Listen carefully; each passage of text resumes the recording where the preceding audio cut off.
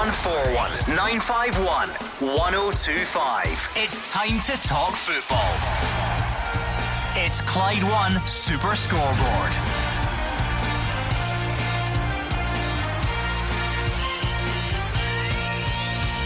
Good evening and welcome to a new week of Clyde One Super Scoreboard. The Scottish Cup quarter-final fixtures are out after Rangers dumped out Celtic to complete the lineup for the last 8. Hibs, Motherwell, St Johnstone, Dundee United, Aberdeen, Kilmarnock and St Mirren all through over the weekend. And the world of football is rocked by the news of a new European Super League. I'm Gordon Duncan. Joining me tonight is Alex Ray and Hugh Keevans. Well, on a day when football's soul was up for discussion in the face of that multi-million pound power grab, we're still picking over the bones of our domestic debate. Rangers must be substantial favourites now to complete a league and cup double after that win over Celtic. But where does Celtic go from here? No manager, no word on a manager, no trophies, the cupboard bare after a decade of domination, and a player exodus on the way in a month's time. The optics are not good. Yeah, it was a great weekend of Scottish Cup football. Last 16, Gordon, as you said, Hibs and St Johnstone through. Aberdeen won on penalties over Livingston. Kilmarnock and Dundee United progress. The mighty Well won a penalty shootout also, and Stephen Gerrard's guys get the bragging rights of Glasgow. 0141 951 1025. That is the number you need to get in touch tonight. So let's hear from you. What is on your mind? It was a big weekend of football, as Alex Ray quite rightly says. Massive Scottish Cup fixtures. What did you make of it? Are your team in to the next round? Were they successful? You must be delighted if so, and if not, then where did it go wrong? As always with the Rangers v Celtic fixture, there is a bigger picture about bragging rights and the success of the season, and in the managerial front, where Celtic go from here. And of course there is that there are not many stories that would prize us away from Scottish football on this show. Not many at all. But I feel like everywhere you look, people have got the European Super League on their mind. So later on in the show we'll get to that as well, and perhaps speculate as to what it might mean for us. Yeah, of course, it's a story of naked greed for me, and it has hit a raw nerve with people. Not people who run football clubs, the people who go to football. And when they can go to football, when this is all over, the pandemic, they don't want that stuff. Yeah, we'll certainly deal with that between now and 8 o'clock. But we want to hear from you right now. 0141 951 1025. I think the obvious place to start would be the big game in Glasgow yesterday. What did you make of it? Both sides, give us it all. You don't need me to point out the talking points, you know them already. So let's hear from you. But before we go any further, quickly, your result of the weekend, Hugh Keevans. Well, Alex always complained that I jump in first and take his, so I'm giving him the big one, and I am taking Rangers, the other Rangers, Cove Rangers, and that 2-0 win over Falkirk, which takes them joint top with Falkirk in League One. Well done, Paul Hartley. See, I like that, because League One needs some attention right now. What a title race we've got on. Don't mind that at all, Alex. Yeah, he's letting you have the obvious one. Yeah, absolutely. Rangers putting their rivals to bed, Gordon, and effectively ending their season, which has been a miserable season. So, Rangers march on. And your goal of the weekend, good choices. I quite enjoyed the highlights over the piece, I must say. Yeah, I'm going for Niall McGinn, Aberdeen, scoring the first goal there. He scored the very first goal of the Derek McInnes era at Pittodrie, and now he scored the very first goal of the Stephen Glass era at Pittodrie. And in between, he went to South Korea, as you do. Yeah, I'm going for Stephen Davis overhead kick, Gordon. I think for a player of his age to find himself in that position so early in the game, the execution, and to have the hip oiled up enough. I couldn't believe it. The WD-40 and the all hips. But listen, I want to give another guy a shout out. I'm taking a liberty here, but Jay Emmanuel Thomas, first goal, the giving goal, I thought it was an excellent, and he's really impressing us at the moment. The Jet always gets a few mentions on this show. Right, your howler of the weekend. I'll start with you, Alex Ray. I'm going to go for Edward to miss 2 opportunities from the penalty spot, and also the kind of little volley that he balloons over the bar for about 6 or 7 yards. Could have been a different game, couldn't it? Absolutely. Hugh? I'm going for Diego Laxalt for getting off the team bus at Ibrox. Very harsh as always. Right, 01419511025. What's on your mind? You can tweet us as well at Clyde SSB. Let's start with that game yesterday. We'll start with the winning side in terms of hearing from the manager. Stephen Gerrard's praising the mentality of his players after the win. He says they've rightly been questioned in the past, but says everyone is now giving their all as they push towards more success. The mentality's been top. We've been questioned in previous years about consistency and mentality, and rightly so, because at times we've come up short. But this season so far, there's only St Mirren where you can maybe be critical, but that was on me. I took that away from the players because I was the one who made the changes, so I'm responsible for that. But from a European point of view, again, incredible mentality and performance level to get where we got to. From a league point of view, we won it in March, which is unheard of. And now it's about keeping our standard levels and performance levels for as long as we can, all the way, hopefully, till what will be the 22nd of May. But when I look around the group, the dressing room or the bus, I've got plenty of hearts beating behind me, plenty of them in abundance, and no one can ever doubt me players in that capacity. When you're talking about endeavour and heart and desire, we've got loads of that. How important has mentality been for Rangers? I think it's been everything. He's absolutely right in terms of last year and the previous season. Consistency was a big issue for them, but 19 matches at Ibrox, 19 wins domestically. It's a formidable. If you're going to build, you're going to do it there. And also, we've mentioned the clean sheet. Is it 21 and 36? It's a remarkable return. They've only conceded 3 goals at Ibrox in that time also. I said it yesterday, Hugh, and I'm sure we'll get his thoughts later in the week. Andy Halliday has spoken in this show many times because he knows what the inside of that dressing room is like, and for him the biggest difference, the one standout difference for Rangers this season has been a mentality shift. All the other stuff important, but that's been the key thing, and you can hear the emphasis that the manager placed on it. Yeah, I think it was even generous to say that they won the league in March. For me, they won it on the 2nd of January when they beat Celtic at Ibrox. But yes, mentality is vitally important. James Tavernier being the perfect example. The Rangers supporters crucified him for using the match programme at Ibrox one evening to say that the Rangers players did not respond well when teams get in their faces. Well, James Tavernier has led from the front this season, and he epitomises the change in mentality. Scott is a Rangers fan. First up this evening, how pleased are you, Scott, after the weekend's action? Oh, over the moon. Hi, Pano. Hello. Yeah, over the moon. I was just thinking about John Kennedy's statement about his team being the best in Scotland. Mm-hmm. I think he just needs to face facts now. We are by far, I would say, the best team in Scotland, and hopefully are going to be for the next 1 or 2 seasons. I thought the whole team were brilliant, especially Stephen Davis. He just seems to be getting better with age, the same as Alan McGregor as well, and Joe Aribo. The whole team, young Patterson as well, they were excellent from start to finish. They had a couple of chances, but that's the difference now. We take our chances, For me, in general terms, John Kennedy was taken out of context. On their day, he said he felt that Celtic were better, and obviously Sunday was not their day, and several other days have not been their day. But does that sort of just show you, though, the way it is here, and how much of a wide berth you need to give those comments so that they're not? Because you're right, when we heard his explanation on Friday, it's not the worst thing I've ever heard. It's a bit of belief in his team and saying, on our day, I still think, in the cup tie we can be the best team in the country.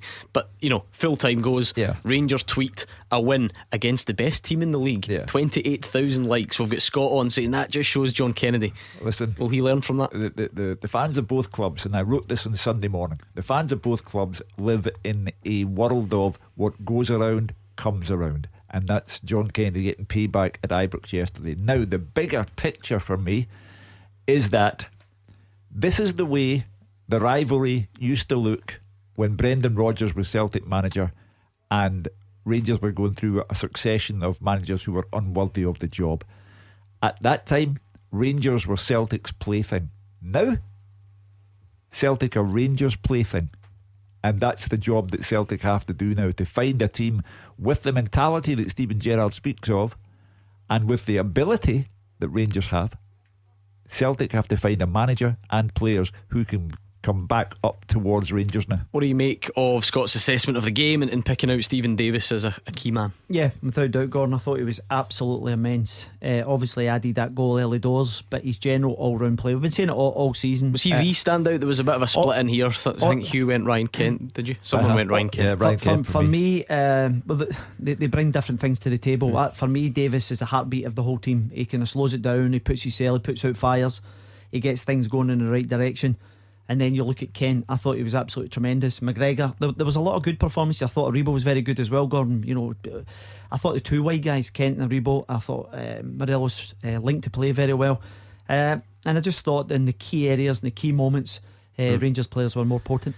Something that's been said about this fixture recently, and I suppose we saw it again yesterday, is Rangers now don't have to be at their best to win games against Celtic. Now, of course, depending what colour of jersey you wear, you can spin that both ways. That is either a compliment to Rangers or it's a criticism of Celtic. But as us just watching on, that kind of is the feeling you get from it, isn't it? I don't think any Rangers fan would watch that yesterday and say, oh wow, that was vintage, we were unbelievable. No, you don't have to be. No, absolutely, Gordon. I think when they analyse that game, they will have realised that they passed up too many opportunities. I think it's been indicative of Celtic. They haven't capitalised in the big games. You look back to January, Celtic had large proportions, a couple of good saves from McGregor, and it just shows you the importance of a good goalkeeper.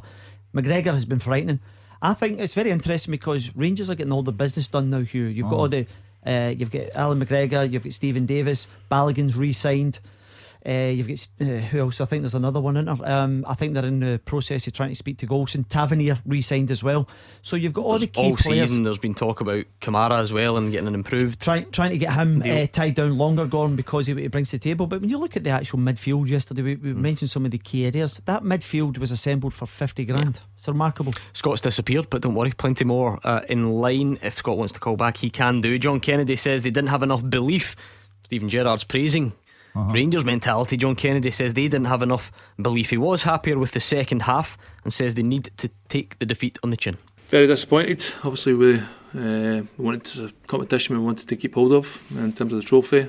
We were confident in the game, but that didn't come through, especially in the first half, in terms of our belief in ourselves, and I thought that kind of stunted us in terms of how we approached the game. So just thought we were a bit too passive first half. In terms of how we pressed the game, in terms of with the ball, we're just kind of passing the buck a little bit and not taking responsibility. So we addressed a little bit of that at half time. I thought second half we then came out, but again you're giving yourself a lot to do, having conceded 2 goals. We came out much more aggressive, created big chances, and if you take one of them then at 2-1 then you give yourself a chance, but we didn't manage to convert a big chance again. So again we just have to take it in the chin. That was obviously sting a bit, but we have to deal with that and move forward. Jerry's a Celtic fan in Bothwell. Where did it go wrong yesterday, Jerry? For John Kennedy stating that they were the best team in Scotland, he shouldn't have done that, because players take the hump at that and they put up wee press cuttings in their dressing room, and it gets them up. And also different things. Celtic had 10 chances yesterday to score. Rangers had 2. Rangers scored 2. Celtic missed 10. And Ayer, he thinks he's better than what he is. I don't know what you guys think. I don't rate him at all. Let's do them one by one, Jerry. Do you really think John Kennedy's comments impacted the outcome of the game? And listen, it's great for us and fans can argue about it, and shows like this will talk about it. Does it really impact a game? I think it does. Because it gets a rise. Honestly, God, it gets a rise up, and then they get really mad about it. We're the best. Rangers have won the league, and he's saying Celtic are the best team in Scotland. Jerry, I'm a Celtic supporter through and through. Jerry, you said Celtic had 10 chances. I would dispute that. However, if they did have 10 chances, in what way did John Kennedy's words impact on the Celtic players? And in what way did John Kennedy's words make El Yanusi take a very heavy touch and miss a sitter? In what way did John Kennedy's words make Odsonne Edouard fire one over the bar when he should have scored? In what way did John Kennedy's words make Odsonne Edouard miss a penalty kick? I mean, I see where Jerry comes from in the sense, Alec, we saw Borna Barasic's reaction. He's called it the biggest joke he's heard. But again, when you kind of strip it back to what John Kennedy actually said, can that actually impact the game in a serious way? Or I think you use. I've often said to you, use what you can. Whatever you can. If it was a tackle 5 years ago, I'm still in my memory that I've still got to get this guy back. Whatever you use or you remind a teammate, Gordon. I thought it was unnecessary and I thought it was naive. I thought he was playing to a particular demographic with the Celtic fans going, we are still the best.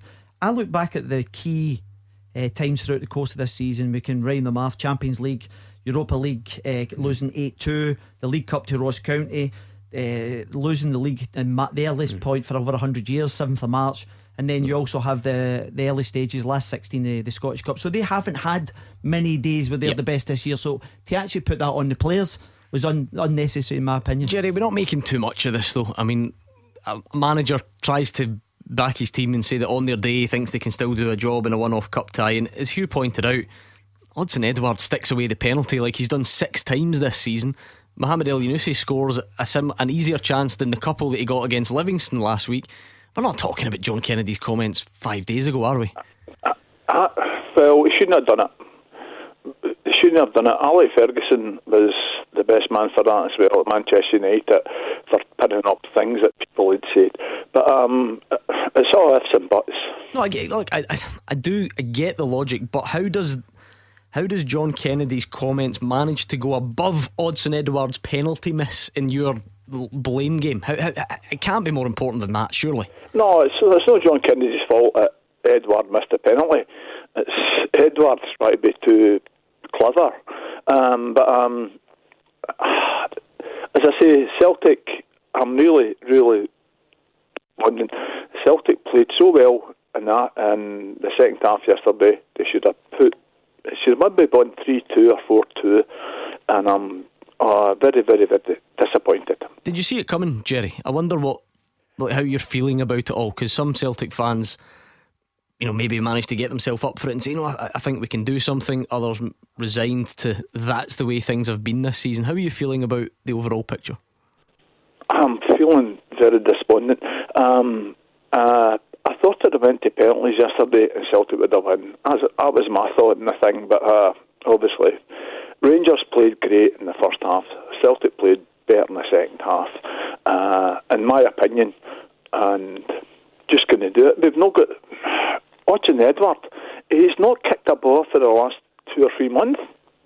He always looks despondent when he misses a sitter, but he's looking for a way out, in my opinion. Well, that's without doubt. His head's away now, and he wishes his body was away with it to another country. So that is, for me, unarguable. But here's the big picture, Jerry. Celtic go back to Ibrox in 2 weeks' time, and Celtic will undoubtedly lose at Ibrox in 2 weeks' time, unless... What if they just convert those chances, though? Because I get what you're saying. This season has that feeling about it, where Rangers are obviously dominant, but it's not like you're walking out of that game yesterday being battered 4-0 and think, oh my goodness, we can't get near these. No, but they are now 5 games in a row without beating Rangers, and missed chances happen in every league in Scotland every weekend. My point is that if Celtic don't have a new manager and a fresh impetus and fresh eyes and fresh ideas by the time they go to Ibrox, given that it's now been 7 weeks since Neil Lennon left the job, if they go to Ibrox 9 weeks after Neil Lennon left the job and they still have no manager, then what is going on?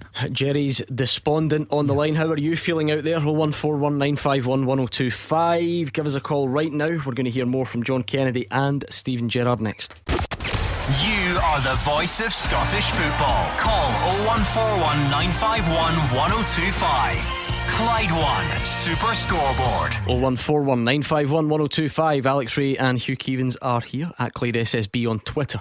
If you would rather tweet your kindest regards over there. We are still on yesterday's game at Ibrox. Rangers fans understandably happy. Celtic fans, what was the word, Jerry, the previous caller used? Despondent. Yeah. But I wonder how you're all feeling out there. Let us know. In fact, let's go straight to Alec in Renfrew. Alec's a Celtic fan. Alec, how would you sum up? Your previous Celtic fan was despondent. How would you sum up your feelings tonight? Good evening, Gordon, Alec, Hugh. I'm 67 this year, and my best pal, my golfing buddy David, is a right Rangers man. So a great bit of banter between us through the years. Jerry says he's despondent. I'm disappointed. Disappointed and despondent. But at the end of the day, we're going to need to rebuild. We need to like our wins. We're not going to disappear next year. We're going to be back again, and we're going to be challenging. But the first thing this new chief executive is going to do is obviously get a manager in place. But no way in the world should we be signing loan players. Diego Laxalt, John J. Kenny, Big Duffy. Glasgow Celtic are an institution. We should be attracting our own players. If we've not got players, don't bring people for other clubs that can't get a game for their team. Please don't bring them. The first thing I've got to do is, if we can't get a player to play it right back, bring in one of the reserves. Give the boys a chance, because they can't do any worse than this lot. That's the first thing. Alec, the new chief executive. Yes. Sorry, mate. I was just kind of the loan market's actually worked very well for Celtic over the piece. It hasn't worked this season. Just going back, even if you go back to Fraser Foster most recently, you know, he was an absolute standout.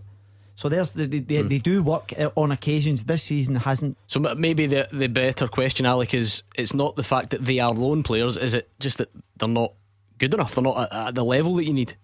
That's what I'm saying, Gordon. If they can't get a game for their own club, why are we taking them? I mean, big Shane Duffy, who's supposed to be one of the best players, I don't know, what sort of money are these taking out? Who will tell you how much pay are these guys getting every week? I know, but you know what I mean? But Alec, the principle of bringing in loan players is not in question, because, as Alec said, it has worked in Celtic's favour. Alright, let's not worry too much about the principle then. What about the guys that Alec mentioned? Does Celtic have a personnel issue? Of course they do, because they've brought in rubbish. There have been saving graces. I think Greg Taylor's a good player. I think David Turnbull's an outstanding player. But Laxalt, come on. Barkas, come on. John Joe Kenny, come on. Shane Duffy. Now, to be fair to Shane Duffy, when he arrived here, he arrived to a fanfare of trumpets, and everyone thought Republic of Ireland International played with Brighton in the English Premier League, but he has turned out to be an unqualified, unmitigated disaster. Where I understand where Alec is coming from, Alex, is if you do bring a loan player and then they don't perform, then that's when the spotlight is going to go on. And the two obvious ones yesterday, because they both started the game, would be John Joe Kenny and Diego Laxalt. What did you make of their performance? Well, I thought they were poor, more so Laxalt. I thought he was in the wrong movie, Gordon. It's fascinating because I think in the recent weeks as well, the boy Taylor has played on a regular basis. Now, what kind of message does that send out that he's bringing in a lone player who in, I don't know, 4 or 5 weeks will be sent packing? So it doesn't bode well for Taylor in terms of what's currently there. So he will have to impress the new manager who comes in. I thought the fullbacks were poor, Gordon. I thought they were very tentative. You know, one of my pet hates when the fullback gets it and he turns back and goes back the way. I've seen that quite often with the boy Kenny yesterday as well, Gordon. Didn't look as if he was full of confidence. Is that what John Kennedy means when he says they didn't have enough belief in themselves? Yeah, probably. And it's okay saying, oh listen, we did very well in the second half, but you're 2 goals down, Gordon, so you're already chasing the game from the outset. They had a good spell from maybe about 15 minutes to 30 minutes Celtic yesterday as well, where they could have scored. I think the boy Welsh missed an absolute sitter. You know, there was a little kind of tug on his arm. However, you've got to score that, particularly in the big moments in big games, Gordon. Because wingers aren't what they used to be, right? You're not getting, especially when James Forrest's not there, right? You don't have guys that are going to hug the touchline, go one-on-one, get to the byline all the time. So they tend to come in the pitch, and your width then has to come from your fullbacks. And the modern fullback tends to be a guy that does bomb on, and if there's a criticism of them, it's that they can't do the same the other way. But it seems that they're not great at it either. And therefore, where do Celtic get their width? Because listen, Rangers have been excellent. You can't take anything away from them. But if there was a chink of light that you've seen against Rangers, it probably is that you might be able to get at them wide. How are you going to do that with the team that Celtic played yesterday?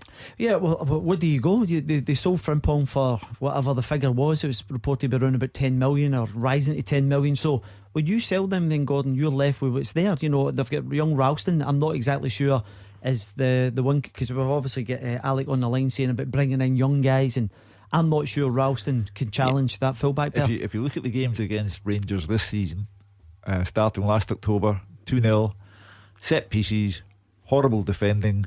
The 1-0 where Beaton was sent off at Ibrox. Beaton's not for me a top class defender. Yesterday, more defensive frailty. You know, I said to you before the game, Gordon, you can discuss tactical shapes all day long, but if your goalkeeper and back four are unsteady, uncertain, you're in trouble. What's next then, Alec? Get him out of here, first and foremost, Gordon. It's all went very quiet. Obviously, everybody's talking about this chap, Eddie Howe, but I mean, unless he's signed right now and there's a starting date from such and such a date that the board have agreed to, I don't really want him. If he's taking this long to decide to come, I don't really want him. I mean, obviously, with Mourinho, we've now been on the brew, as they call it. I wonder if you could give him a wee go. I know, but I'm only joking, Stu. Why not? Aim high. The vaccinated one and the special one in the same city. Would we manage that? Anyway, Jose, it will be no way Jose. But Alec, don't think he'd fancy it, no? Not a chance. But they're going to play that back when he rocks up at Celtic Park with a scarf over his head. Listen, that's going to bury your Lubo Moravcik moment forever. No. No chance. Trust me, read my lips. Press play and record now. No chance. But Alec on the line, would you agree with me that Celtic at Ibrox in 2 weeks' time, having once again lost to Rangers, surely a new manager should be in place by then? See, one of the things, Gordon, I think the season tickets renewals go out on the 1st of May, Gordon. I think that's 12 days' time. If there's not a manager in that period, I'd be very surprised. Thank you very much to Alec in Renfrew. Let's hear a bit more from the man who's in charge at the moment, John Kennedy. There's nothing left to play for now, but he says it is vital they show the right attitude in the final games. He's also been pointing out the number of setbacks they've had this season. It's all about mentality in terms of nothing to play for in terms of trophies, but you've got to have the right mentality, and that's what you got to show at this club. Regardless, as soon as you pull on the shirt and you step in the pitch, you're representing a team, a club, and a fan base. So in terms of the approach to the games, we've got to be out there representing ourselves in the right way. Again, just keep working. Again, you can't stop and feel sorry for yourself. You've got to keep working and put performances in, and then hopefully that will kind of lead into next season. They've been a really good squad. I've worked with them a long time. There's been a lot of challenges this year, which have been hard to deal with for a lot of players, especially new players coming in. They found it difficult to settle as well at times, and we've had a number of setbacks. But you've got to respect that. You've got to deal with that, and you've got to then make sure you address it going forward. So they're a great bunch, no issues with them at all. Even today, in terms of, I just thought we were too cautious first half. It wasn't down to bad attitude, it wasn't down to not wanting to work. They wanted to run and work, but we're just too tentative. George is a Rangers fan. He's coming up very soon, but let's go to Martin in Kings Park first of all. Martin, talk to us. What's on your mind after yesterday? Hi mate, just a bit gutted to be honest. What in particular? And I know that we could be here till midnight with that perhaps, but I know. Basically, it was a point about James Forrest getting a niggle. I think it made Celtic change their full formation for yesterday.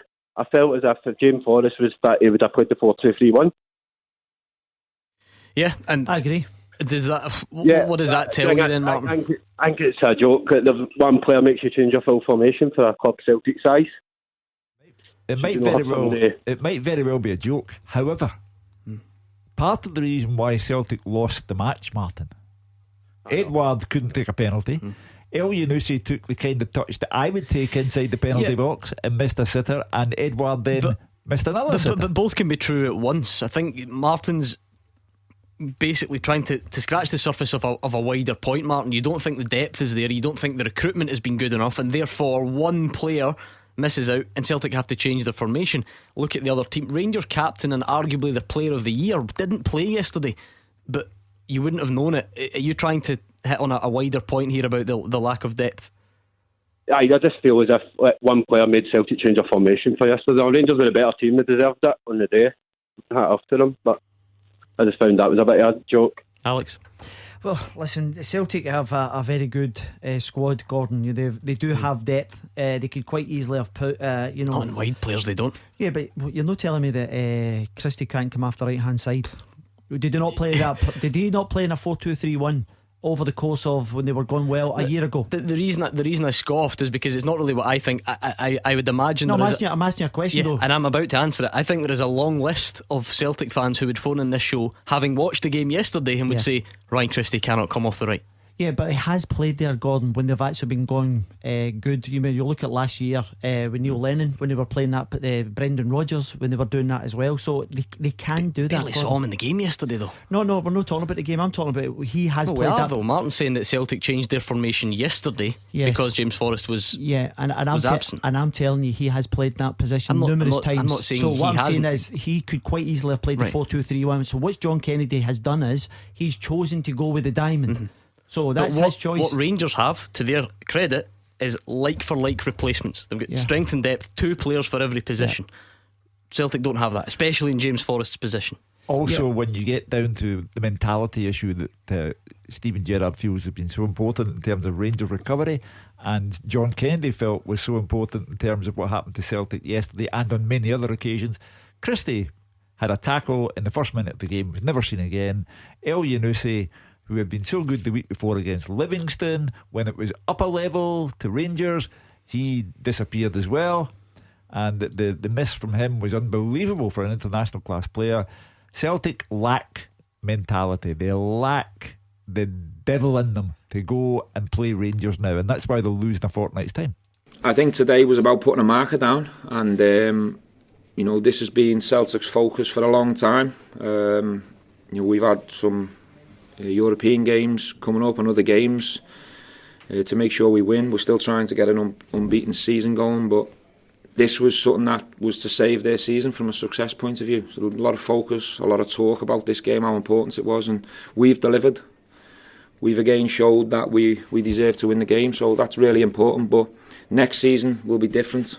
There'll be a lot of change across the road. There'll be changes here, and it'll be a fresh season. So I don't necessarily agree with that, but I agree with the part where it was about putting a marker down, and we've done that. Putting a marker down, says Steven Gerrard. What do you think, George, as a Rangers fan? What did you take away from yesterday? From yesterday, I thought the game hinged on the penalty kick. Had Celtic scored, it was an entirely different game. Rangers took their chances, Celtic didn't. That was the bottom line, difference between the two teams, chance taken. But my point I phoned up about, Gordon, is really about Ryan Kent. Mm-hmm. And I wondered if I could ask the panel if they think that Champions League football will keep him at Ibrox, or will a £20-25 million bid from Leeds United take him to the top league in England? Well, listen, I think it'll take that kind of money to move Ryan Kent. I think he's in a very good place. I've been saying that I've been really impressed with his stats this season. He's a match winner. I think he's progression in Europe as well, Gordon. So this is a guy that's developing in the right direction. What about his touch for the first goal? Gordon, it was unbelievable, and I think the problem you have as a midfielder, having played in that position, you're not quite sure where he's going to go to the left. Scott Brown hazard, I guess, as if he was going to go on his outside with his right foot, and he just went the wrong way. And again, but he done a piece of magic later on in the game, Gordon, where the ball came into him and he kind of rolled it out and took it across the 18-yard box and left Scott Brown for dead. And I just thought to myself, this is a guy that's playing at the top of his game at the moment. And Champions League football, obviously they'll have the opportunity to get into that group stage first and foremost, Gordon. So I'd be very surprised if they'll let him go, because I think he's been brilliant this season. I mean, we've seen the lure of the English Premier League, Hugh. So would Champions League, the prospect of Champions League football, be enough for you to keep Ryan Kent? Should a bid come along, of course. Yeah, well, at the weekend, Leeds were reported to be willing to offer 15 million for him, which would be double the money that Rangers paid for him. We just have to get our head around the idea that England's a much bigger place than here.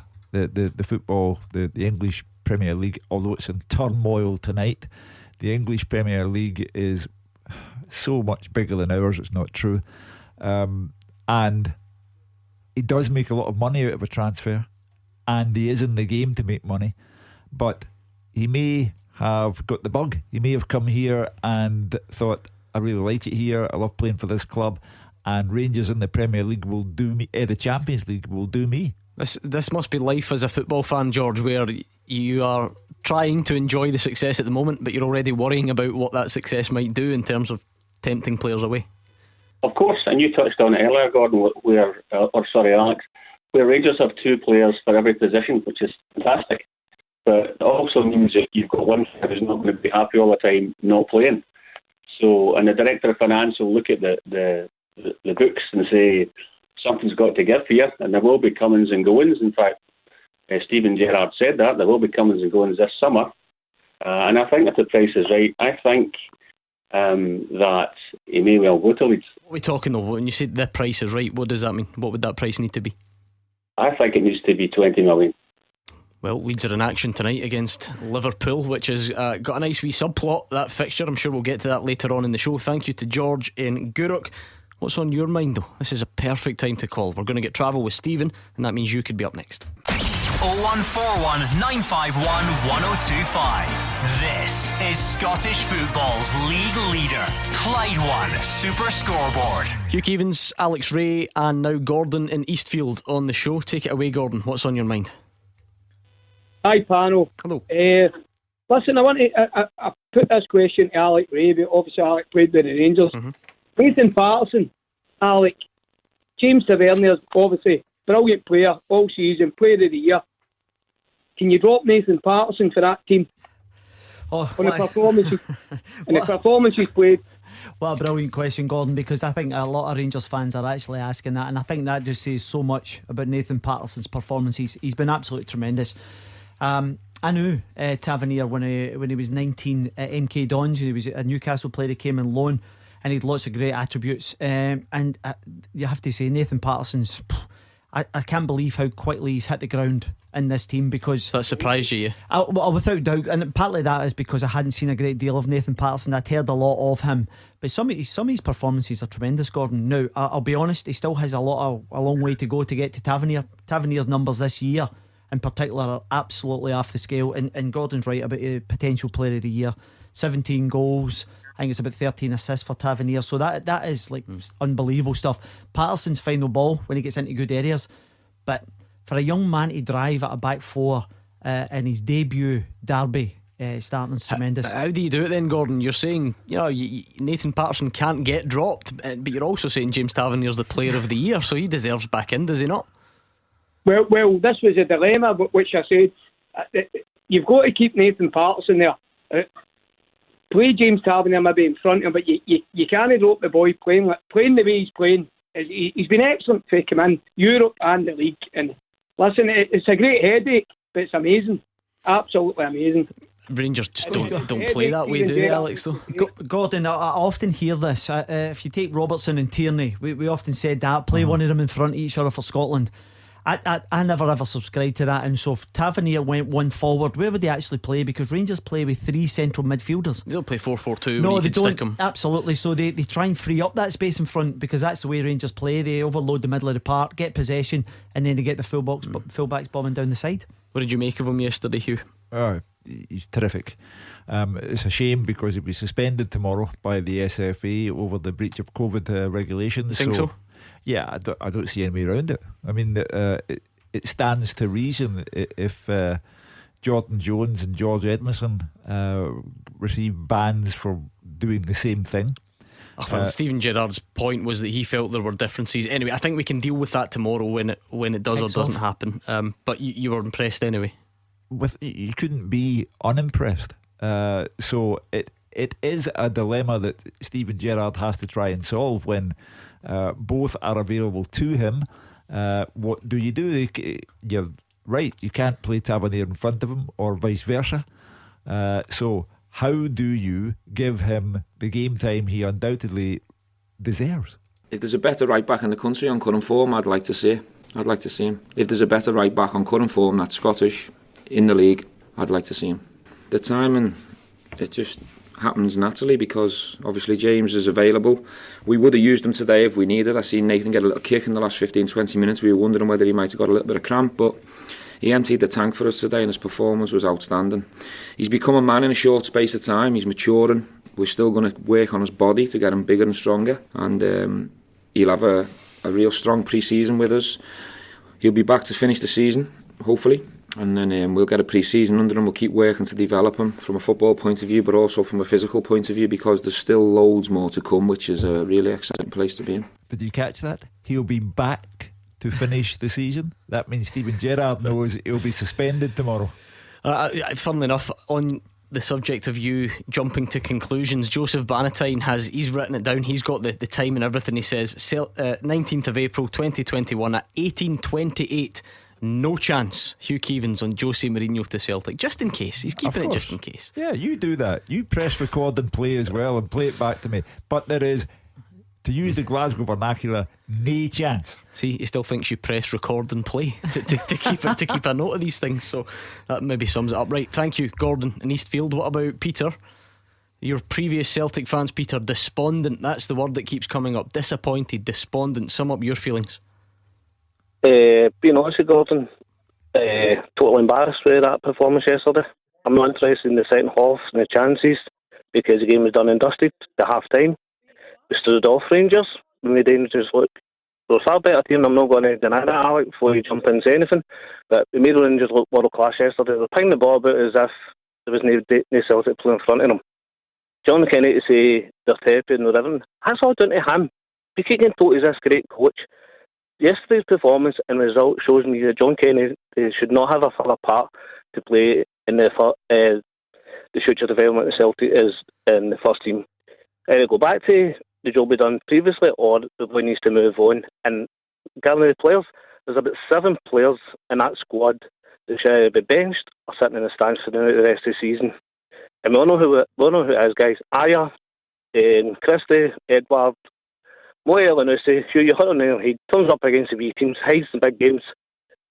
Kenny, John Joe Kenny, Laxal, and to say Christie, Moe, Edward, Laxal. You could all sit in the stand, guys. Bring in Griff, bring in Sorrow, bring in young boy Ralston. Maybe that young boy Montgomery was on the bench yesterday.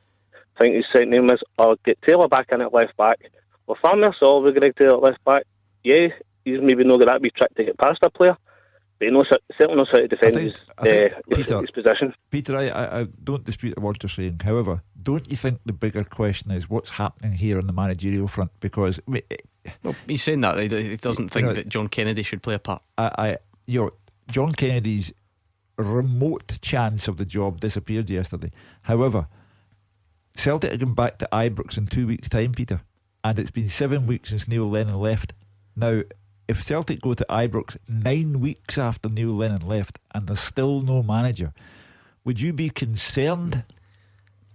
Well, basically, who I think it was on the other week, was on I think it was Gordon and Roger at night on Tuesday, and I wasn't really overly concerned about the managerial situation, right? Because Celtic never do things in a hurry.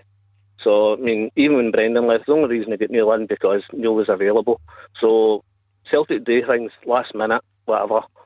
I would have thought they had something in the pipeline to November, December last year, but obviously they've been dilly-dallying. You're correct. It's unfair in John, but there's something behind the scenes here where it's for the top that's seriously went wrong at Parkhead this season. I mean, I've named the players, right? I'm not a big Brian Christie fan, Alec, and there's no way Ryan can play on that right-hand side. He's proved it. But absolute nonsense. He comes in half his right foot, and the amount of times he's slewed boys into the tap corner with his left foot. I've watched him when Celtic were absolutely flying. But that's what I was going to say though. But this Celtic team doesn't function the way that one did. So if you've got how no, Gordon? Because you're playing the same personnel. You've more or less. No, you're not. That's my point. Because how do you know? Explain it to me. Wait, if you give me a chance, is it not a possibility that when you agreed earlier, Celtic don't get width from their fullbacks? So if you've got a Jeremy Frimpong that can overlap when Ryan Christie goes in there, Celtic don't function the way they used to. So if you've got a fully functioning team that is where all the other departments are strong, then you might get away with Ryan Christie coming in off a right hand side. But Ryan Christie in a Celtic team that isn't functioning properly, has no width from its fullbacks, he then becomes ineffective playing there, as we saw yesterday. Yeah, well, listen, that's not the way I'm seeing it, Gordon. I see that the question was he can't play there. That was the question. In this Celtic team though, because that's all that's relevant, surely. I believe that Christie can play this. Now, see if you look at every single player. Now, you could actually say the rest of them. You look at Scott Brown, been really ineffective. You look at Callum McGregor, standout players, Gordon. So they're all not playing well.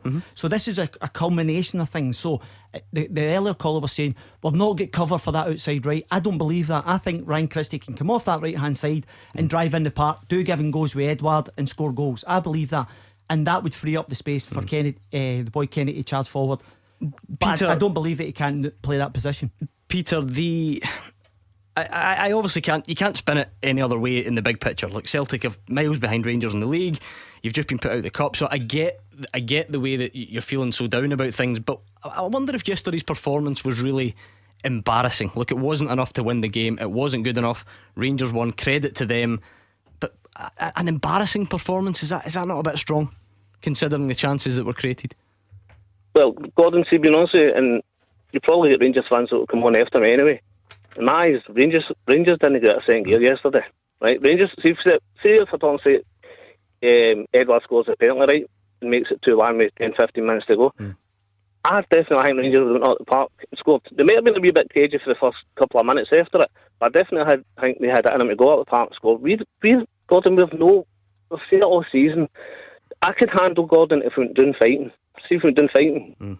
Every competition we've surrendered this season with a whimper, and there's something seriously went wrong at Parkhead this season. I don't know whether it's from the top, whether it's the coaching, whether it's the players because they took the nip, they didn't get their moves in the summer.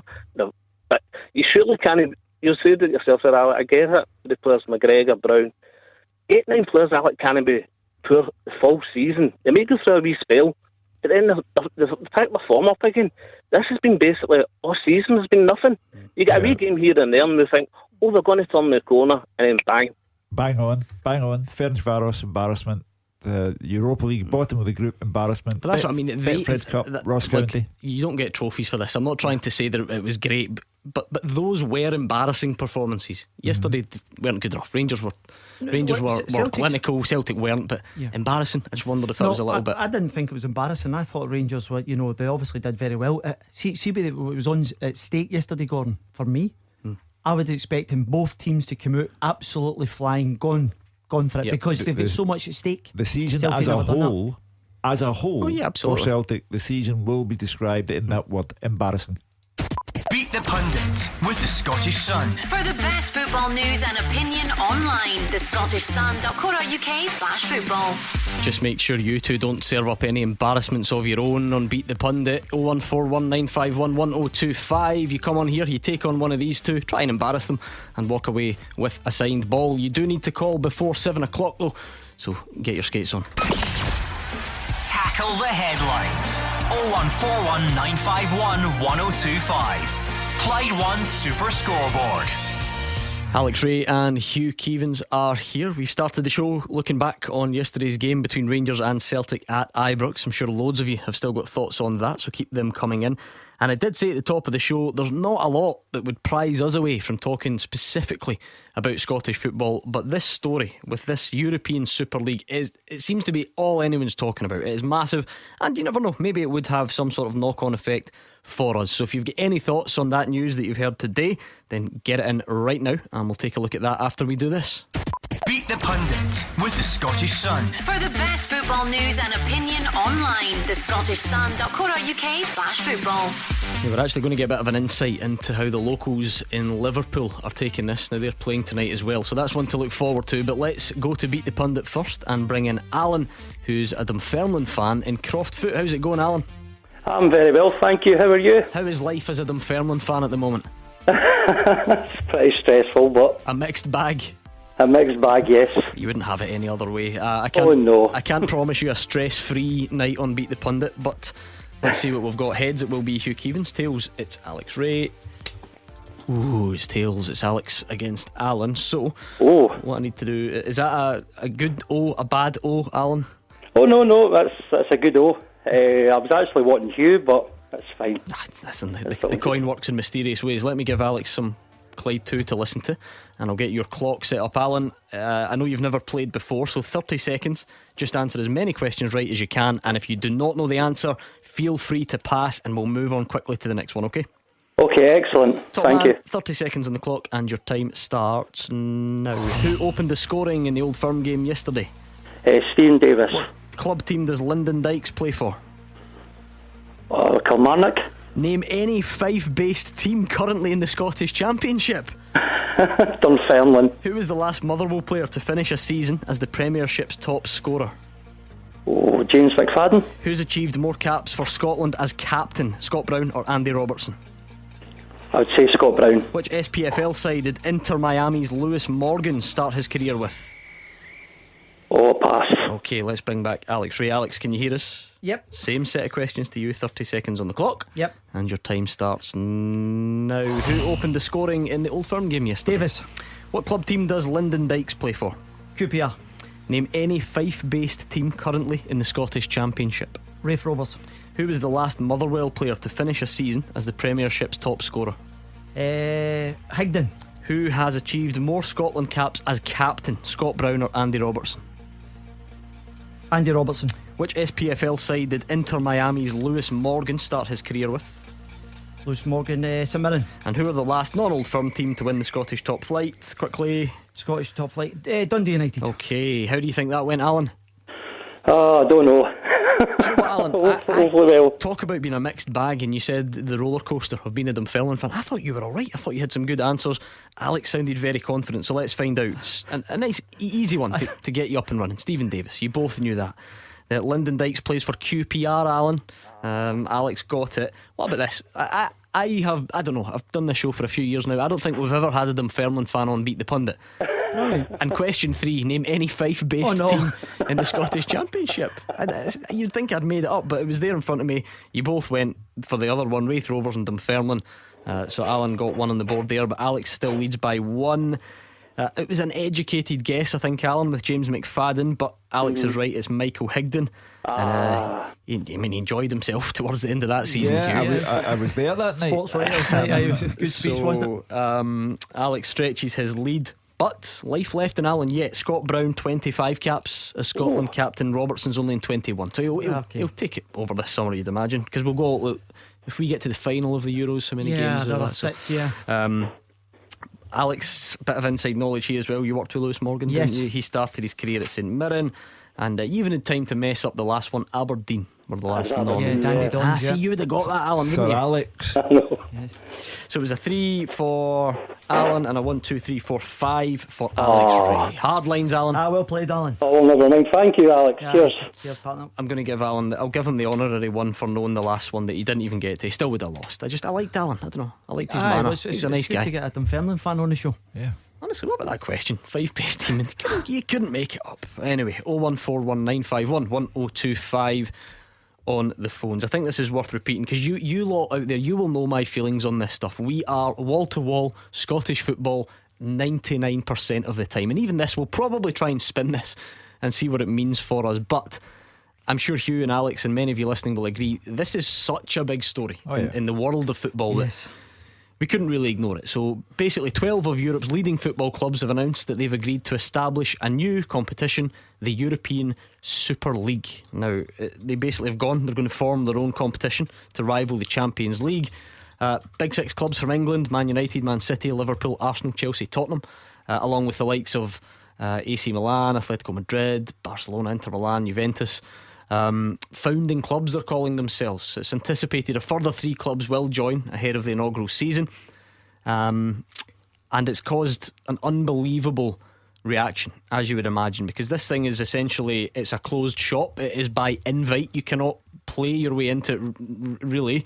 There is no relegation for it, and the outcry has been quite something. We'll get to a lot of the talking points as we go along, and I'm going to give you a bit of an insight from life down in Liverpool as well. But just on a very general sense, Hugh, what did you make of that when you heard it either late last night? You'd have been in your bed probably this morning. You're immediately appalled, and you immediately think of the word immoral. And when the president of UEFA, Alexander Serafin, can say that if this proposal goes through, it will kill football forever, then you have to sit up and pay attention. And I was delighted that our most iconic figure, Sir Alex Ferguson, from Govan, the working class epitome of the working class game, I was delighted that he was very early in to condemn the whole proposal, and therefore by definition condemn Manchester United for being part of it. I'd like to think that Sir Kenny Dalglish in Liverpool might follow suit, because he is another one ennobled by the game, from Glasgow working class origins, and he surely cannot believe that this is the soul of the game being looked after.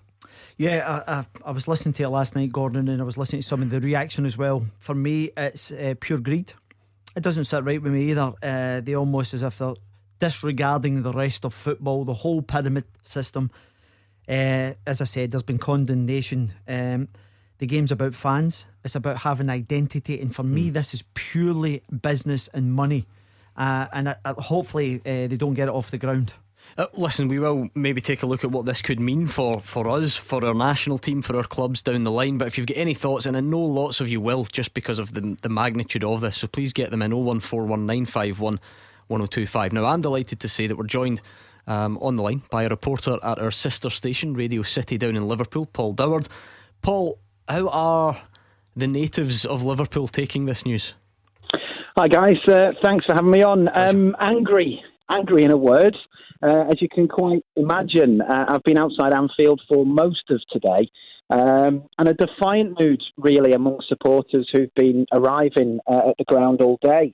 The supporters have been coming and going. They've all been sharing opinions on the European Super League proposals, but I must say, unlike the chasm the news has created between the club's owners, Fenway Sports Group, and the very people who have devoted their lives to following Liverpool Football Club, the fans, there's no division among the supporters. And we even had Everton supporters turning up today outside Anfield, and they were sort of egging on the Liverpool fans. They were saying, you've got to keep going with this, guys. You've got to fight this all the way, because this isn't just something that is going to affect the big six, as they're being called, the breakaway clubs. This is something that affects the whole of football. It affects the whole of English football. It affects the whole of football right across the world. And it's, some of those lesser clubs, the smaller clubs, the clubs who don't have the same financial clout, they're going to miss out massively. And it really has created so much division. There were banners today that were outside Anfield that have been pinned onto the railings there, and in black and white. So such stark contrast from what you would usually see at Anfield on the Kop on match day, the big red flags and all the colourful banners. These were just simple black and white banners that have been pinned up that said LFC fans against European Super League. Another one saying shame on you, RIP LFC, 1892 to 2021, of course, the year that the club was formed. There was another guy who turned up whilst I was there. He was pinning a vintage red shirt from the 1970s to the railings. That just simply said, he'd spray painted FSG out onto the back of that, and then he'd also written a little handwritten note that was, FSG can have this shirt. It used to remind me of Shankly and all that he stood for. Now it just reminds me of corporate greed killing footy. Give us our game back. Simple, stark words. That's incredible. See, listen to that, almost kind of like hairs on the back of my neck a little bit, because I feel like we kind of feel the way we feel about our football, the way that people of Liverpool, we'd kind of align ourselves with cities like that, wouldn't we? Working class, of how obsessed we are with the game and so on. Paul, and I'm looking at these banners as well on social media right now, and you're absolutely right. RIP LFC and all that sort of thing. The fans that you've spoken to today, the fans groups and so on, is there a real genuine feeling that fans would be willing to walk away from the relationship with their football club over this? Oh, massively. Some people have threatened that. Some of those regular match going. These people spend thousands of pounds and have spent thousands of pounds over the years following their club up and down the country. On a Tuesday night, a Wednesday night, a Saturday afternoon, Sunday afternoon. They've given their lives. They put a club before their own family at times. And I think, what resonated with me was that the fans say there's been no consultation from the club's owners. There's been no consideration from the club's owners, let alone, consultation. It just appears, you mentioned there at the top, about greed being the main word. And that is the word that is coming out in all of this. To put it into perspective, there's a supporters group, Spying Cop, who design a lot of the banners that you would see on a regular match day at Anfield. They tweeted a statement earlier today saying, we, along with the groups involved in flags, will be removing our flags from the Kop. We feel we can no longer give our support to a club which puts financial greed above integrity of the game. And that lays it stark, lays it bare. That is exactly how all of Liverpool, every single Liverpool supporter I've spoken to today, that hits the nail on the head. That is exactly how they're feeling. Hugh, it's hard to get your head around how tone deaf this all seems, because we will debate absolutely anything in football, and there will always be two sides to it. I cannot find anyone, or hardly anyone, who thinks this is even remotely a good idea, apart from the people who are involved. But here we have the culture gap. Here we have Liverpool, Man United, Arsenal, American owned. Americans don't get the concept of the way it used to be. And no relegation. Where is the... They don't understand that. But when you have the Duke of Cambridge, we've gone to the palace now. The Duke of Cambridge saying that the integrity of the game must be protected, and he's the president of the English Premier League. So this really and truly is a people matter. And when we hear the stories of Anfield, it's great, and I'm sure they'll be replicated at Old Trafford and at the Emirates if they've got any sense, the supporters of those clubs, to say that this is the people's game. And the ramifications for the game, if the English Premier League clubs are meeting tomorrow, 14 of them, in other words the 6 not included in the Super League, then what if they ask for the removal of Liverpool and Man United and Arsenal from the EPL? And that is the early suggestion that the rule says that there is a rule there that could lead to that. And then what if the club, Liverpool Football Club, who gave everyone Istanbul, and people who don't support Liverpool remember everything that happened in Istanbul that night, not just because Steven Gerrard is now here as manager of Rangers, but the people who follow that club, they want that history, tradition. Yeah, but these people are now being referred to as legacy fans, whatever on earth that is. Yeah. Well, I think my gut reaction is that for legal reasons, as well as for emotional reasons, this will not take off. I mean, Paul, we naturally are looking at what it might mean to us. We're not as directly affected as you folks down in Liverpool are. And I know Jurgen Klopp's spoken just before the game tonight, underlining the fact that him and the players are not involved in the process, which is understandable. I mean, you have a very popular Liverpool player who so happens to be the Scotland captain in Andy Robertson. There is a threat, there is a suggestion from UEFA that players of clubs involved in this will be banned from going to the Euros in the summer. I mean, this could have massive consequences, couldn't it?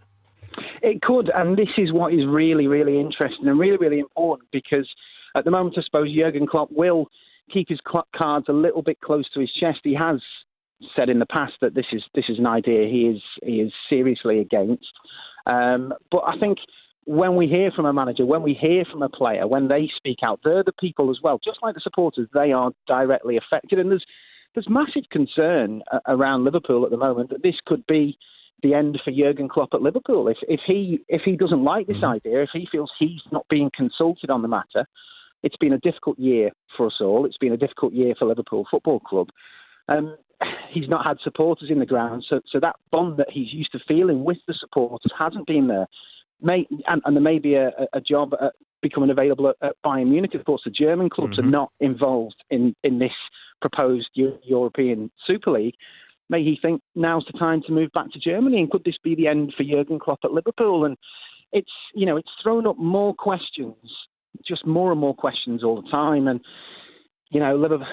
Liverpool supporters are terrified. They're terrified at the prospect that they are losing the club that they love. And they no longer have a say in what happens with the club. And Liverpool fans in the past, as we know, they will fight if they feel they've been prejudiced. We've seen that very publicly in the past. And only 5 years ago, of course, Fenway Sports Group proposed to put ticket prices up, and there was a demonstration inside Anfield on the 77th minute. The ground cleared. All the supporters used their feet and did the talking with their feet and left the ground, and Fenway backed down. It's just whether now, if Fenway back down, do they feel it's maybe gone a little bit too far for them to back down?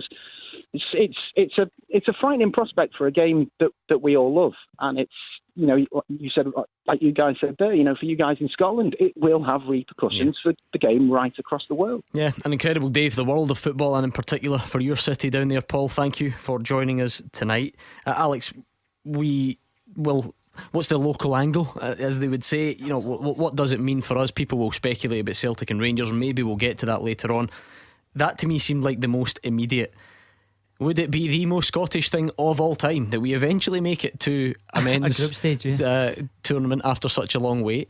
We can't even get a full stadium. Oh, and by the way, Kieran Tierney, Andy Robertson and Scott McTominay are not allowed to join you. And don't think about calling up Billy Gilmore as a replacement, because he's not available either. It would be absolutely ridiculous, Gordon. But listen, they have to flex their muscles. They have to try and talk these guys down again. Does that seem unfair though? As Jurgen Klopp mentioned, it's the players not really much to do with the players, is it? Absolutely, though. But the only bargaining chips that UEFA have, Gordon, is to try and sanction the players. So the players would have to go to the clubs and go, we can't go through with this. Yeah, if this is a war, then you need everything. War has casualties, and I take your point, Gordon, that it's unfair on the players. However, if football is at war, then there will be casualties. And if it is alleged that Jose Mourinho was fired because he wasn't going to take Tottenham into that kind of environment. Yeah, I also think most reports suggest that is not necessarily the case, and might have been kind of 2 and 2 being put together. But anyway, what are your thoughts on all of this overall? How do you react to it? How does it make you feel as a football fan? Because that's what we're all about. We love the game,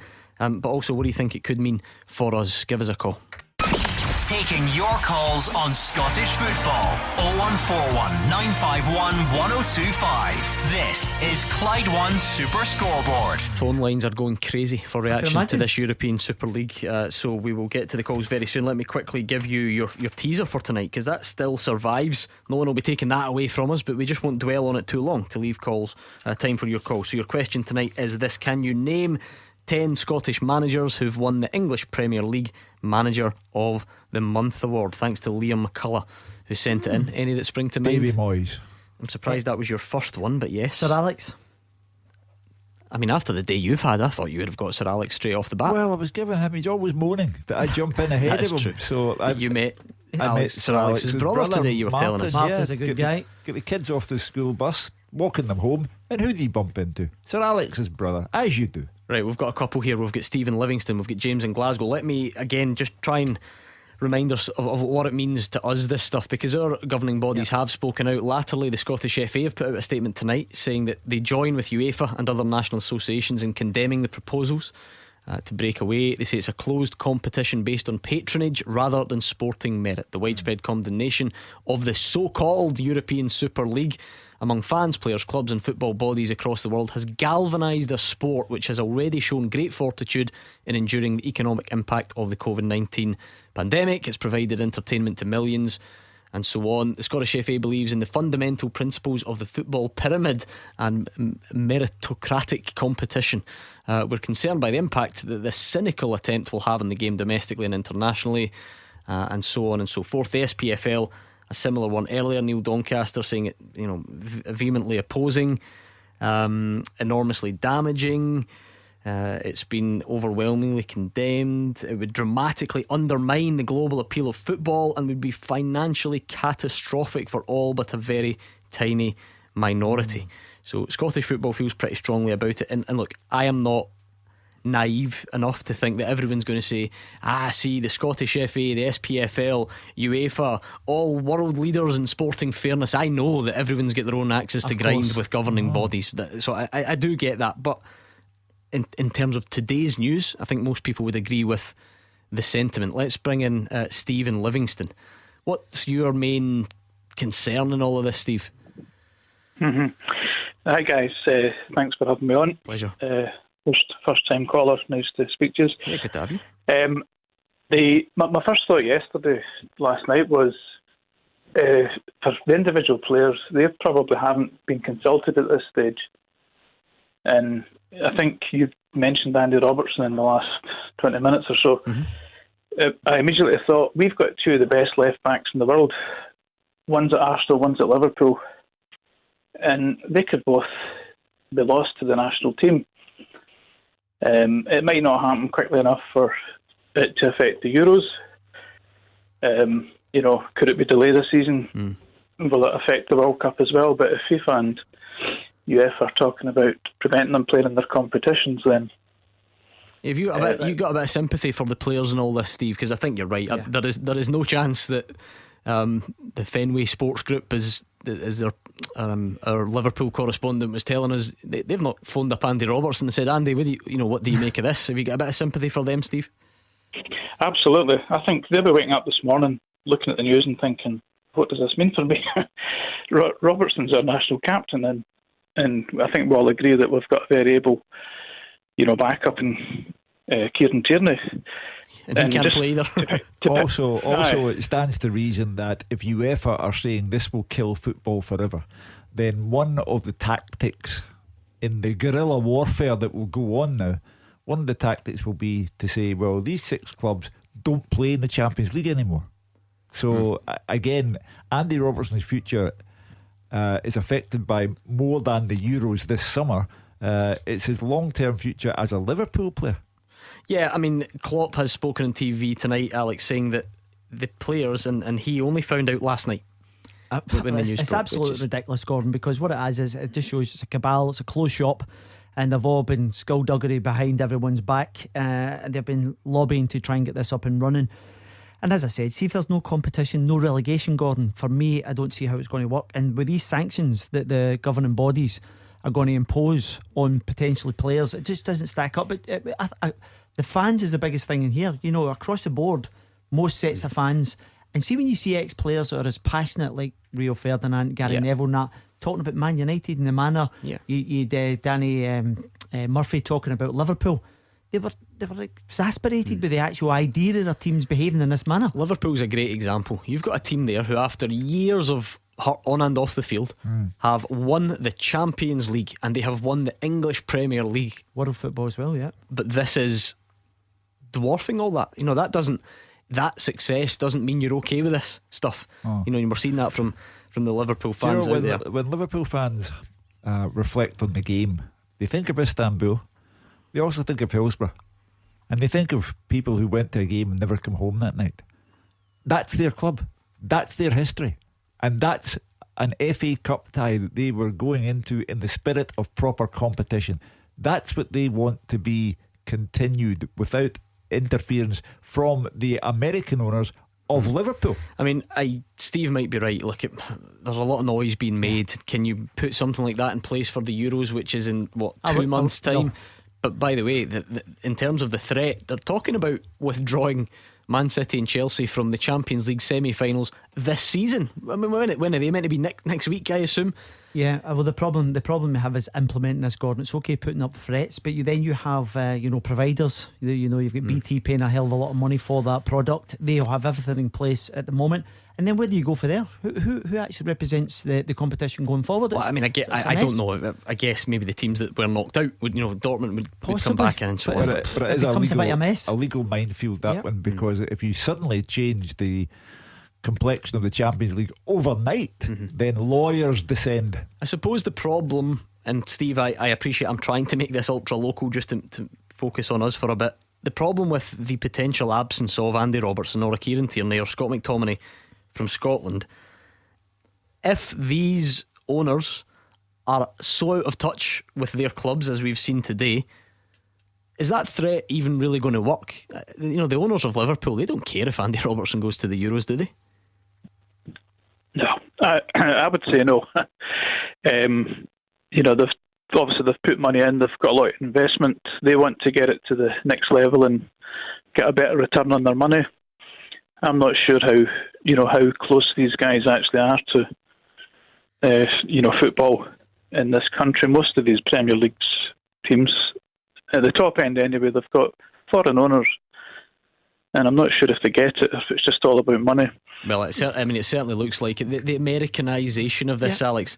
Gordon, sport you made a good point. Relegation. Yeah, but you made a good point there. You actually says, do the owners really care about Andy Robertson going there? But what I can guarantee is Andy Roberts will care, and then that causes that discontent within the group in itself. Then that piles pressure onto the manager. So there's a wider ramification here. Thank you to Steve. What about James in Glasgow? What's your take on it, James?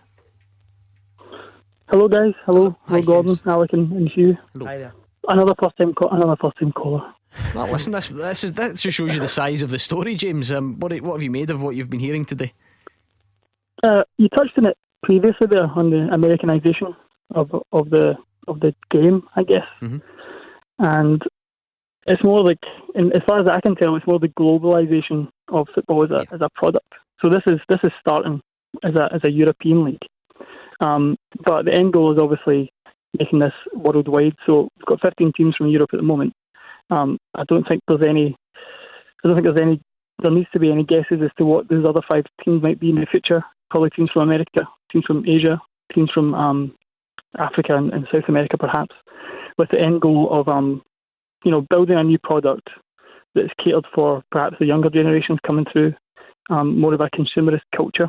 You've already got plenty of supporters at the moment who claim to have more than one team. They're happy to support clubs quite vehemently from borders of countries that they've perhaps never even been to.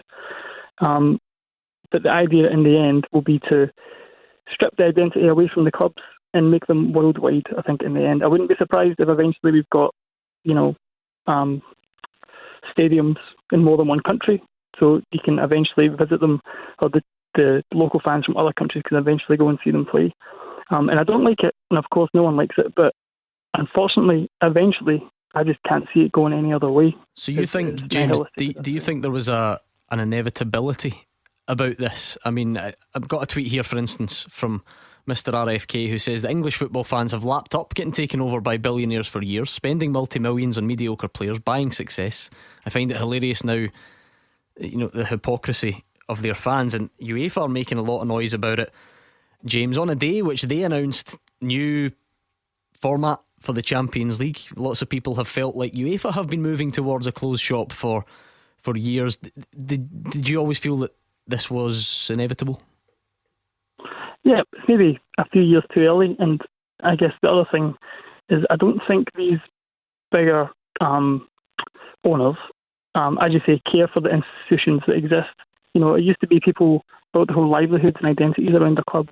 But I'll be surprised if that's still the case in 10, 15 years, is the younger generation that are used to, I'm saying this, I'm only 30, younger generation, but as it's going ahead, and as we become more of a consumer society, I can see football being a consumable product eventually, rather than something that you dedicate your whole life to. I mean, we can't hold we understand, James, that we can't hold the world back entirely. However, I never thought I'd see the day when Manchester United, I've got an old pal, Paddy Fairn, that left here in 1963, left Celtic to go and play for Manchester United, lived in the Gorbals, and Paddy's always in Old Trafford. He never thought he'd see the day when Manchester United had a stock market listing in the New York Stock Exchange. So that is as James said, and have done for ages now, haven't they? Yeah, the globalisation of football. However, we're trying to protect an identity for the game, and such has been the support immediately, as I say, from the Palace to the Prime Minister to the English Premier League calling their meeting tomorrow to see what they can do about it right away to protect the game's identity, protect the game's heart and soul. We can't stop things happening. I mean, Inter Milan are Chinese owned now, and they may, in the fullness of time, want a Chinese club in this league, and so on and so forth. But we're trying to protect the game at its most basic level here. I mean, James makes some very, very good points, Alex, but this is where, and football has had a problem with this for years. This isn't nothing new, because, well, it's a business, obviously, and then people who want to make money off it will therefore try and run it like a business. But it's not like any other business, because there's so much emotion attached. There's so much passion, so much commitment, so much dedication from fans primarily. But what have we seen during this pandemic, and with the television deals that the English Premier League have? They don't actually need fans. They don't rely on fans. We do, but they don't. Gordon, see the 6 that are actually going to break away from the English Premier League. Yeah, they are reported to be around about 300 million just for joining the league. So that's a nice little uplift, particularly on where they are at the moment. There's no relegation out of that. You would imagine that someone like Amazon would just take over the whole shooting match and they'd be showing it all over the globe. And I take James's point that is probably what they're looking at, but it doesn't take away from the fact that the people who matter most, the soul of the club, is the fans. But if that's not the case anymore, I'm not saying it's right, but James is telling us, that people can bring clubs to their knees. We've watched it. We've watched it in this country in 1994. No, but that's what I'm saying. That's why this is different. These clubs do not rely on fans turning up. That is a drop in the ocean to them financially. They don't rely on fans turning up. We can, here we do. Yeah, we need that. We're relying about 45%. People can vote with their feet. I mean, an extreme example, but if we get fans back in next season and not a single person turns up at Celtic Park, that would send out a huge statement. Yeah. James is, this globalisation. There's a tourist culture. Watch any English Premier League game. It's selfie sticks. It's half and half scarves. The soul was gone a long time ago. Well, I don't know. I think the action you're seeing from people in England today tells you. I mean, again, I agree. But what can you do about it if they no longer need you? What if nobody goes to the games then in this European Super League? Well, because the billions that are going to come in from the people that are fronting it and whatever broadcaster gets behind it means that you don't need the ticket money. Well, it's a complete and utter waste of time then. Other than for the men who stand to make money from it. But I go back to what the president of UEFA, Alexander Seferin, said: it will kill football forever. Final word to you, James. No, I'm a Celtic season ticket holder, and I have no. This doesn't make me happy at all. I was just speculating more than anything, but it's as you say, it's destroying the game. I mean, the best thing to come for this, to be honest, is that we go towards the European Super League. Those big sixes are called. They get so much money pumped into them that they become runaway in any EPL that they're still part of, and then the whole thing goes bottoms up, and we get a bit more of a diluted market. That'd be the ideal situation. But the silver lining. Thank you to James in Glasgow. It's 01419511025. Quickly on your question: 10 Scottish managers who've won the English Premier League Manager of the Month award. You've got Sir Alex and Davy Moyes. Sir Kenny. Yes. Alex McLeish. Yes. Stevie Clark. Yes. I'm going to go for Alan Irvine. No, we'll leave it there. We'll get the rest next. Thanks again to James. Really brilliant call, some thoughtful stuff, and we'll bring in William after these. Number one for football in Glasgow and the West. 0141 951 1025. Clyde One Super Scoreboard. Into the final part of tonight's Clyde One Super Scoreboard. Hugh Keevins and Alex Ray are here. Did you get any more on that teaser during the break? The 10 Scottish managers who've won the English Premier League Manager of the Month. Walter Smith. He has. Well done. Good shout. Oni Coyle. No. Not according to Liam McCullough anyway. Remember, you blame him, you don't blame me. Nothing to do with me. Yeah, Coyle did well down there at Burnley for a period, didn't he? Okay, I'll give you more thinking time whilst we bring in William, who's been hanging on for ages. William, what's your take on this European Super League business? To be honest, I can actually understand why these teams want to break away. Yeah. I don't believe that UEFA are fit for purpose, and that was pretty much proven last week with the debacle, right, and the minor sanctions that Sparta Prague player got. 10 games for racially abusing a black player. That guy should have been kicked out of the game.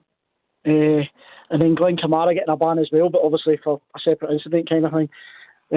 I can totally understand why they're leaving, to be honest. I mean, whilst I agree with the sentiment, I wonder about the comparison, Hugh, because UEFA do not cover themselves in glory, and I'm going to get onto that. Loads of things that they don't do either, and I wonder if there is a little bit of hypocrisy. But I'm not sure these clubs have broken away because they see the European Super League as going to be this bastion of fairness and integrity. It doesn't. Of all the things that league might be, it doesn't strike me. No, William's coming at it from a single club point of view, and we have condemned UEFA for the punishment. We're talking about a single club point of view. What have all teams been doing pretty much, right, in the UK since the beginning of the season? They've been taking a knee to try and kick racism out. It's one of the lead campaigns that UEFA push every single year, and they had a chance to step up, right, and do something about that. The thing is, William, we by the way, we all really do agree with that, but I don't think these six are breaking away because they don't like the way that UEFA handle racism. That's what I'm trying to say. As I say, the condemnation was universal. There was not a dissenting voice. The condemnation was universal in calling out UEFA and in supporting Glenn Kamara. Now, this is another issue altogether.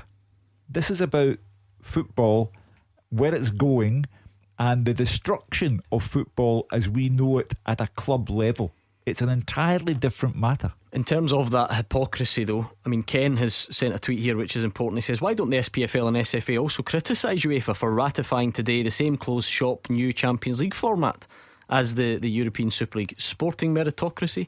Aye, right, he says.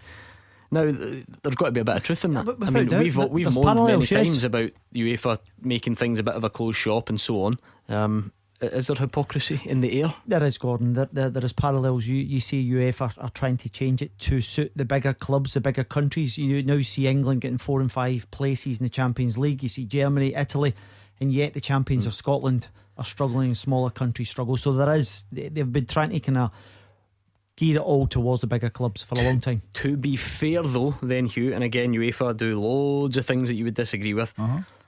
I wonder if that is a completely fair comparison, because even if you think that the UEFA Champions League reforms or the way that they've closed the shop to an extent, it's not completely closed, it is still a meritocracy to an extent.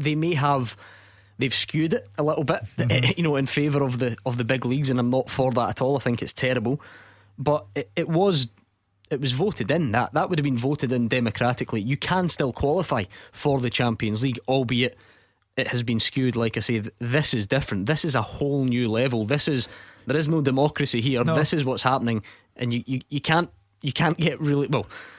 On the face of it, you can't get promoted into it. So yeah, Champions League reform, don't like them either. But this seems like a whole new level, does it not? This is really often running in a very short space of time. The president of Real Madrid has gone on to the board of the European Super League. The president of Juventus has left his role at the club to go on to the board of the European Super League. The English Premier League clubs meet tomorrow. UEFA. Was he not the opposite? Juventus, he's come off it, I think, because of this. Yeah. He's gone to join it, isn't it? The European Super League. Oh, the Super League, sorry, yes. Yeah. I thought you were talking about these previous roles. Yeah, so Juventus have taken physical steps, Real Madrid have taken physical steps, and now football is answering back tomorrow with the meeting of the 14 English Premier League clubs who are not involved in the European Super League. We are helter-skelter towards something that will either protect the immediate future of the game or lead to the destruction of the immediate future of the game. And I'll tell you what, we might not be perfect, but is it not just giving you a nice warm fuzzy feeling about the madness that is Scottish football? At least it's got a bit of authenticity left about it. At least it's got a little bit of its soul left. It might not have the quality at times, it might not have the glamour, it might not get the attention, the money either. But my goodness, we've got a lot to like when you look at what we could be facing. Yeah, without doubt. And as there's a healthy competition at the top of the league as well. Now, Celtic have dominated for a long period there. You'd expect Celtic to come back in the next couple of years. You look at the league, at the lower leagues as well. League One, you've got 3 teams as well. Well, that's the thing though, it's about more than that. Talking about the work our clubs do in their communities all the time, particularly during this pandemic, and the way that they have a bit of a conscience to their fans, and not all the time, and when we can do better. We had a caller from Dunfermline tonight, or a Dunfermline supporter I should say, who lives in Glasgow. My first ever Scottish Cup final, Dunfermline were in it. I was 10 years old and there were 134,000 people there. That's my game, and that's the game I want to keep. William, thank you very much. Let's bring in Steve, who's from Weems Bay, but he is a Liverpool fan, and I wonder how you feel by all of this, Steve. Hi guys, thanks for listening to me. I feel very emotional.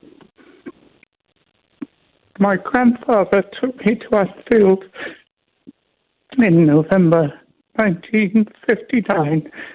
Since when I've been a lifelong Liverpool supporter.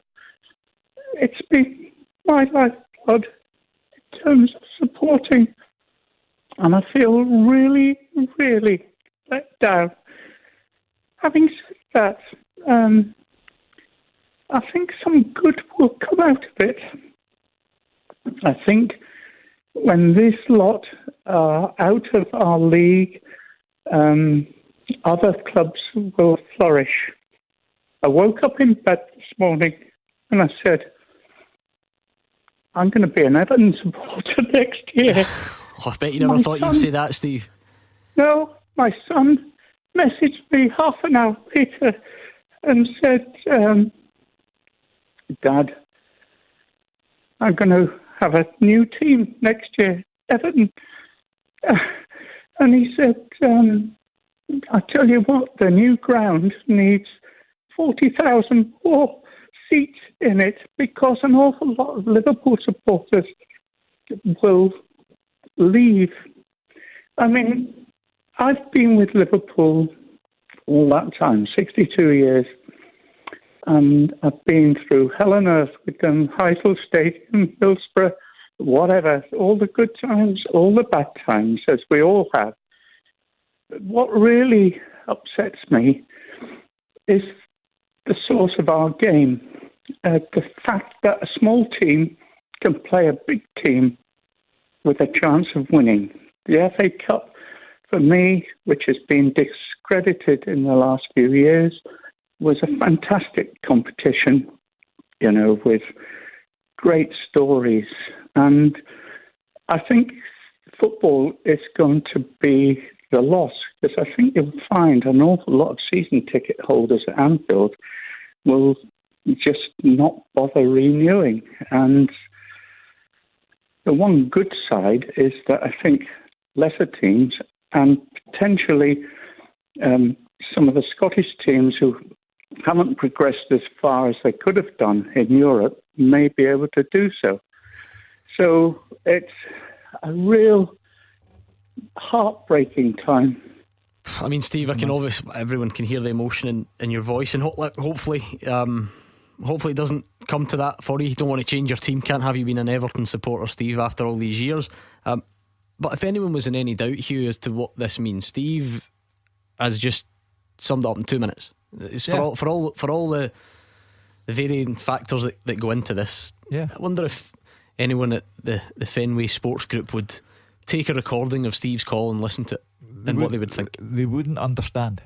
This is a man who, this is his club, this is his life, this is his son's life, this is his family's life. They are Liverpudlians who get behind Liverpool Football Club and now have the support of Everton fans, because our sister station told us today that Everton fans have turned up outside Anfield in support of their Liverpool friends and neighbours. And that's what it is. It's a battle for the heart and soul of your club, and one day it will come to your door. And football is now saying, not on our watch, it won't. Steve, you look after yourself, please, and give us a call back. Hopefully we'll speak to you under happier circumstances in the future. By the way, it's not just my club, it's the whole of the clubs, the minor clubs. Yeah, it is. That's the thing. It means so much to everyone. Thank you again, Steve from Weems Bay. We really appreciate you getting in touch. Could hear the emotion in your voice and feel a bit taken aback by it, to be honest. So thank you very much to Steve. Feel honoured that you would phone up and share that with us. Before we go any further, you've got 4 more of the 10 Scottish managers who've won the English Premier League Manager of the Month. Strachan? Yep. What about Colin Caldwell? No. You two are cruising this, by the way, but 3 to get. No, I don't think so. Mark McGee did, wasn't No. What about Jim Jeffries at Bradford? No, there's a more kind of obvious one in it. Well, obviously not if you can't get it, but huge name, big up here and down there. Yeah, big up here and down there. So Rangers, Liverpool.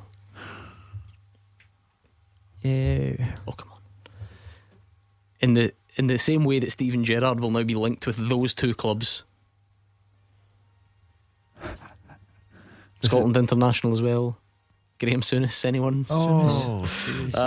Right, okay. This guy's also got a son that played for Scotland. Bruce Weir? No. Was the manager of Hearts during the Mad Vlad era, and they were doing pretty well, but it didn't keep him his job. George Burley. And the last one, Arsenal and Tottenham. The thought of it. Talk about going to support a new team. George Graham. Thank you, Alex Ray and Hugh Keevins. Thanks for all your calls and your tweets. A busy start looking back on yesterday's game, and it's something we never really expected. An incredibly busy end based on a huge story in world football. I'm sure you've not heard the end of either of these, so make sure you join us tomorrow at 6 with Roger Hanna and Gordon Dalziel. In the meantime, Callum Gallagher is up next. He'll look after you.